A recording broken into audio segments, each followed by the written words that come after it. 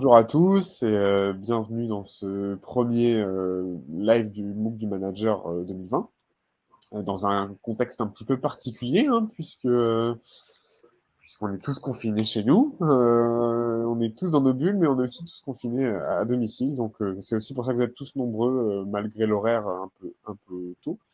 Mais tant mieux pour nous, on va pouvoir avancer et vous expliquer plein de choses sur cette nouvelle édition du MOOC. Voilà, Cécile, je te redonne la parole, s'il te plaît. Bonjour à tous, bonjour à tous. Tout d'abord, un immense merci à vous tous d'être aussi nombreux. Bien sûr, il faut rester chez soi, hein, c'est très important. On ne répétera pas assez, on vit un moment unique, un moment qui doit nous apprendre beaucoup de choses sur nous-mêmes et on doit surtout veiller aux autres et suivre les consignes de rester chez soi pour pouvoir aider tous les soignants qui nous soignent, qui nous aident, qui nous permettent de continuer à vivre. Donc j'espère que tout va bien pour vous, que vous puissiez prendre le temps de vous occuper de vos proches, de vos amis, de vos voisins, de tous ceux qui sont autour de vous et de vous-même également. Donc un immense merci, bien sûr, d'être si nombreux. On voit des bulles partout, c'est magique, c'est extrêmement positif. Donc cette petite séance, on va essayer de la faire en 20 minutes maximum, mais en essayant d'être très très efficace. Première idée importante, on ne manage pas de la même façon quand on est en télétravail, en confinement, que lorsqu'on est bien entendu en dynamique dans son organisation, avec bien sûr des collaborateurs que l'on peut sentir toucher, observer leur body language. Eh bien non, en confinement, en télétravail, on manage différemment. Première chose, il faut bien comprendre qu'en fait, c'est la première fois que le télétravail nous est imposé de façon obligatoire. Parce que d'habitude, c'est quand même une attitude choisie.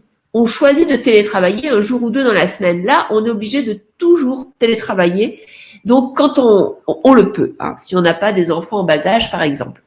Deuxième idée importante, eh bien, il ne faut pas croire que télétravailler, c'est être tout le temps derrière son ordinateur en visioconférence. Non.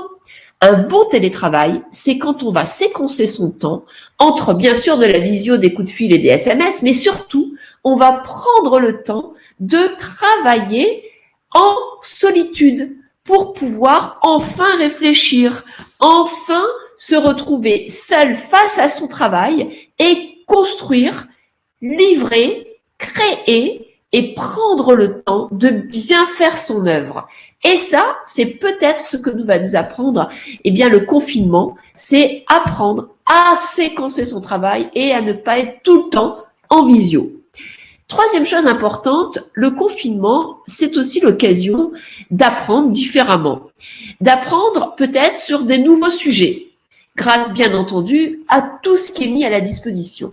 Il faut savoir que tous les jours, eh bien, à 17h au CNAM, vous avez un jeu, vous avez le service communication qui vous propose d'apprendre différemment avec une vidéo, avec, eh bien, des façons ludiques d'apprendre et de se poser des questions. Vous avez le site du ministère de l'Enseignement supérieur qui a créé la France apprenante et qui vous propose une multitude de sites avec des formations gratuites. Vous avez bien sûr Fun qui a ouvert tous les cours et les MOOC en archives ouvertes et les MOOC qui sont bien sûr donc soit animés, soit pas animés. Et là, on peut toujours faire un clin d'œil au CNAM qui est quand même le premier créateur de MOOC en France et qui continue sur sa dynamique avec une super équipe. Clin d'œil à nos amis Sophie, Aurélie et Thierry qui sont avec la direction de la com, toujours partant pour pouvoir vous proposer de magnifiques ressources créées par les enseignants-chercheurs du CNAM. Donc tout ça pour vous dire que quand on télétravaille à distance en confinement, oui, il y a de la visio, il y a du temps réflexif, il y a de nouvelles façons d'apprendre. Maintenant, parlons de ce MOOC. Alors, Quentin, je te redonne la parole. Est-ce que tu peux nous dire ce qui s'est passé dans ce MOOC du manager au leader, devenir agile et collaboratif sur les forums, que ce soit dans Fun ou dans Zebra? Eh ben, beaucoup de choses. Les gens étaient relativement actifs. Vous avez bien parlé du MOOC autour de vous, donc merci beaucoup. Et il y a eu pas mal de questions assez pertinentes. J'en ai relevé quelques-unes. Euh, Il y a eu une question notamment relative à la dévalorisation des managers. Donc, comment peut-on faire face à la dévalorisation en tant que manager? Ah, intéressant. Quentin, on nous dit qu'il n'y a pas d'image et qu'il n'y a pas de son. Comment ça se fait? Est-ce que Aurélie et Sophie peuvent nous aider là sur l'image et le son? J'ai l'impression qu'il y a un petit problème technique.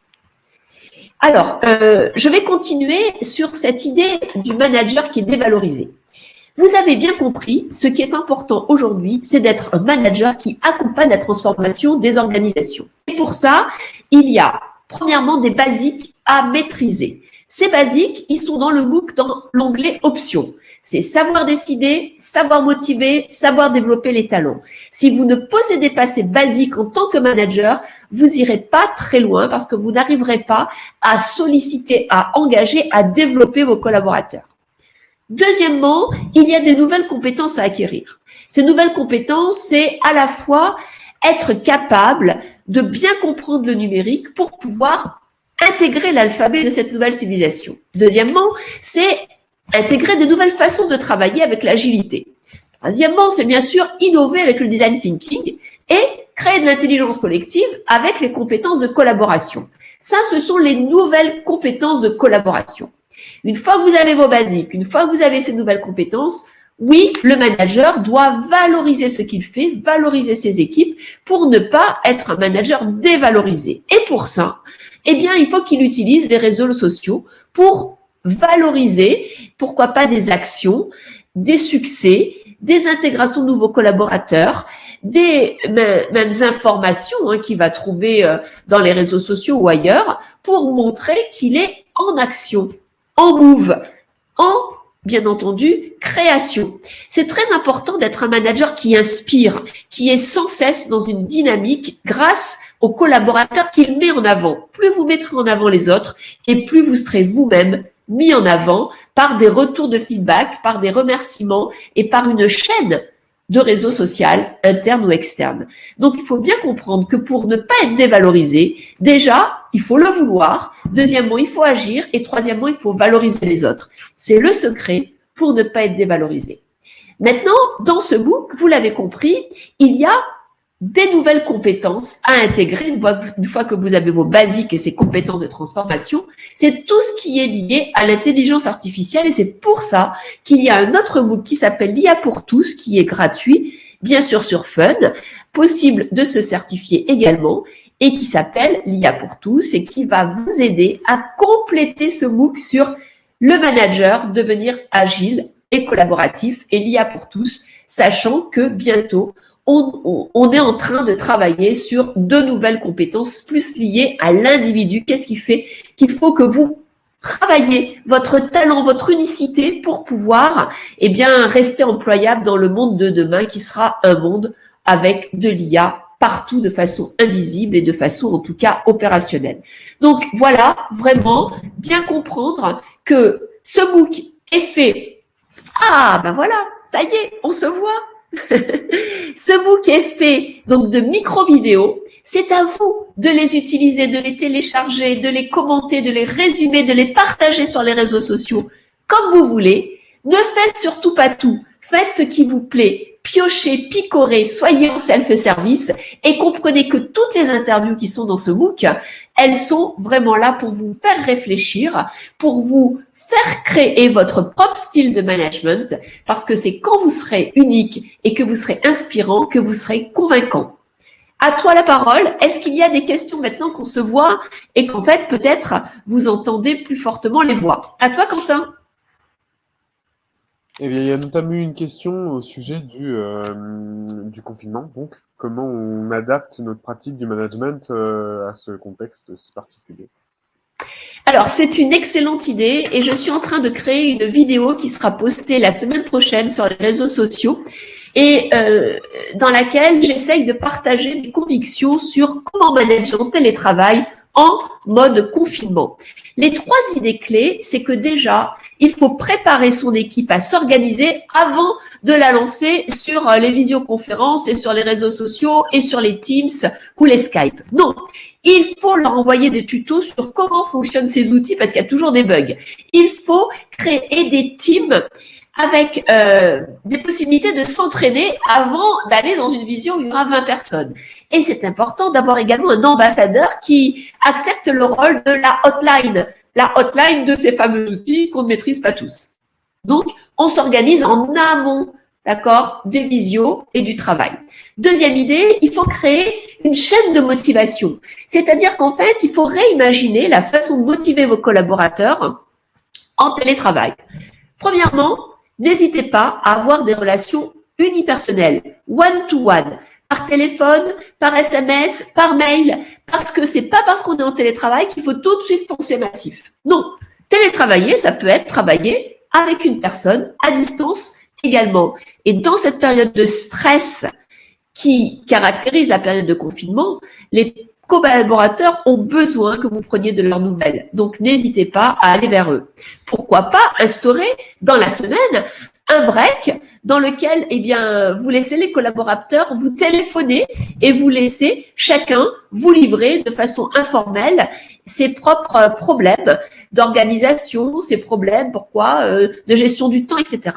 Donc, j'organise en amont les outils et je les fais tester avant de lancer tout le monde sur les visios.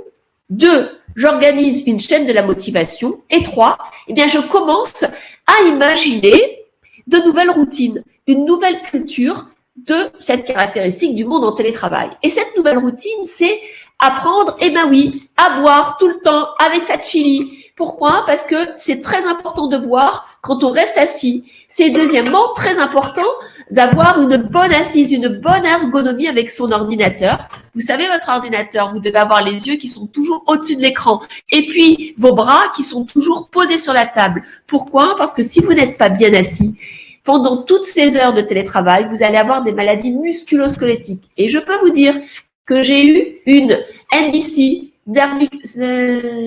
sciatique nervico-brachale. Ben, c'est l'horreur, parce qu'on finit avec le corset et on finit totalement paralysé. Donc, la posture est très importante. Et au CNAM, nous avons des spécialistes en ergonomie qui ont démontré théoriquement tout ceci. Donc, troisièmement, on a des routines. On se lève toutes les heures. On fait beaucoup de réunions avec peu de monde ou toute son équipe, fréquente et très courte. Et surtout, le secret, c'est qu'il faut plus de breaks que de temps travaillé. C'est la seule façon pour pouvoir rester concentré quand on est en télétravail. À toi, Quentin.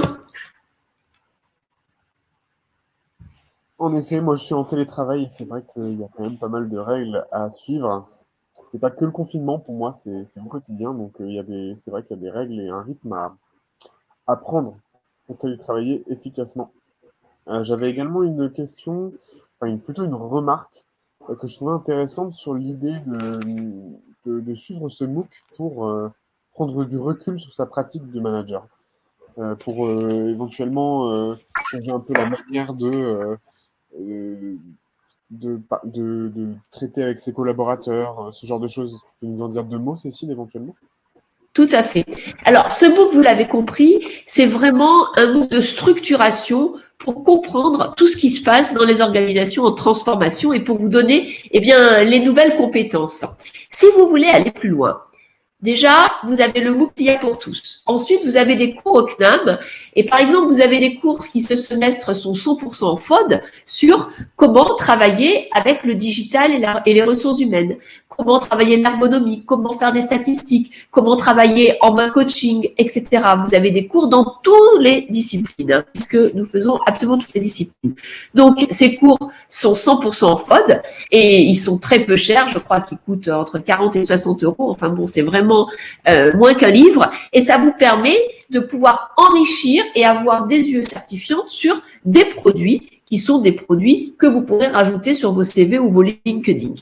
Troisièmement, c'est important aussi de réfléchir sur la façon dont on gère ses propres émotions. Pourquoi? Parce qu'on est soit seul, soit avec toute sa famille, et puis peut-être on réapprend à vivre ensemble. Et on doit gérer aussi le quotidien, n'est-ce pas? faire à manger 3 fois par jour, être capable de gérer les pauses, les angoisses de chacun, et puis peut-être des personnes qui sont avec soi et malades. Donc, c'est pas simple de gérer encore plus sa vie personnelle et sa vie privée. Donc, ce MOOC, il est là aussi pour vous faire réfléchir à votre propre besoin de transformation. Donc, moi, je n'ai qu'un conseil. Prenez quelques pages, accrochez-les avec une agrafeuse, prenez un cahier et tous les jours, notez avec un stylo ce que vous avez appris et ce que vous pouvez changer et quel est l'objectif de demain dans le micro-changement. Notez peut-être une idée. Essayez de noter un site. Essayez de noter, pourquoi pas, une idée qui vous vient de quelqu'un d'autre et passez à l'action. Une action par jour, telle qu'un éphéméride, comme par exemple un partage, ou alors appeler quelqu'un que vous n'aviez pas appelé depuis longtemps, ou alors faire un SMS positif, ou alors valoriser le travail de quelqu'un. Changez votre habitude. Essayez de profiter de ce temps de confinement pour qu'en fait, vous sortiez avec des cadeaux numériques, des cadeaux que vous vous faites à vous-même et des cadeaux que vous faites aux autres et qui sont des cadeaux de transformation. Oui, ce MOOC est là aussi pour vous transformer. En tout cas, je l'espère. Quentin, peut-être qu'on pourrait parler de tous les supports qui sont autour du MOOC, comme le forum Zebra, comme peut-être le forum Fun. Qu'est-ce que tu en penses? Tout à fait. Alors le forum Fun, vous avez déjà dû l'expérimenter. C'est un forum de discussion sur lequel vous pouvez poser vos questions, faire remonter des remarques. Surtout, n'hésitez pas à mettre ces remarques dans les petits onglets qui sont épinglés en haut. Moi, ça me permet d'avoir une meilleure visibilité sur vos posts et sur vos questions, parce que vous êtes quand même plus de 16 000 bookers, donc mine de rien, ça fait pas mal d'infos à traiter. Et puis, le forum Zebra, c'est un forum qui est complémentaire de ce qui est proposé sur Fun et qui va vous permettre notamment de partager des contenus vous-même, d'interagir avec les autres MOOCers sur des contenus qui sont complémentaires du coup de ce que vous allez retrouver sur Fun et qui sont notamment souvent liés à l'actualité. Alors oui, j'aimerais compléter aussi, Quentin. En fait, quelque chose qui est sympa, c'est la chaîne YouTube qui s'appelle donc Cécile Dejoux sur YouTube et qui a les jeudis de Cécile où vous avez plus de 50 interviews complémentaires au MOOC, donc de personnes, de dirigeants, de DRH qui vous donnent en moins de 5 minutes leur propre vécu sur les nouvelles compétences attendues aujourd'hui donc par les collaborateurs et pour les collaborateurs dans les organisations. Ils expliquent également comment ils ont mené les transformations numériques et les transformations liées à l'IA. Et ça, c'est très intéressant d'avoir le témoignage du DRH de Sony, d'avoir la responsable de l'innovation de Ubisoft, etc., etc. Donc, je vous invite à suivre les jeudis de Cécile, car Quentin fait un travail formidable avec toutes ces vidéos qu'il habille, qu'il anime. Et je tiens ici à le remercier de tout cœur parce qu'il anime de façon de maître tous les réseaux sociaux, LinkedIn, il y a un groupe spécial, le groupe MOOC Lead, auquel vous pouvez vous abonner. Il y a le forum Zebra, il y a le Twitter du MOOC, MOOC Lead, puis le Twitter Cécile Dej. Il y a bien sûr Facebook et l'ensemble donc de tous ces réseaux qui sont donc complémentaires où vous pouvez parler, discuter. Vous savez, il y a des MOOCers qui ont trouvé des jobs grâce au MOOC. Il y a des MOOCers qui se sont rencontrés physiquement. Il y a des MOOCers qui font des sketch notes et qui partagent. Et puis, on adore vos mots de remerciement. On adore tous les petits mots que vous pouvez vous écrire entre vous et surtout quand vous êtes des relais pour faire partager ce MOOC à vos amis, à vos collègues, à votre famille, parce que c'est quand on sera la plus grande communauté qu'on pourra partager eh bien, des nouvelles actions et créer vraiment le management de demain. Voilà tout ce qu'on voulait vous dire. En tout cas, mille merci à tous et vraiment à Sophie, à Aurélie, à Astrid, à Quentin, à Isabelle, Isabelle que je n'oublie pas puisque au sein du Learning Lab, grâce à Isabelle et à nos partenaires Juliette Starwan et Malakoff Frédéric, on arrive à faire des learning expéditions que l'on met dans tous ces MOOC qui sont pour vous et qui sont pour créer la connaissance dans des entreprises en transformation. À toi le mot de la fin et je vous dis à bientôt. Merci Cécile.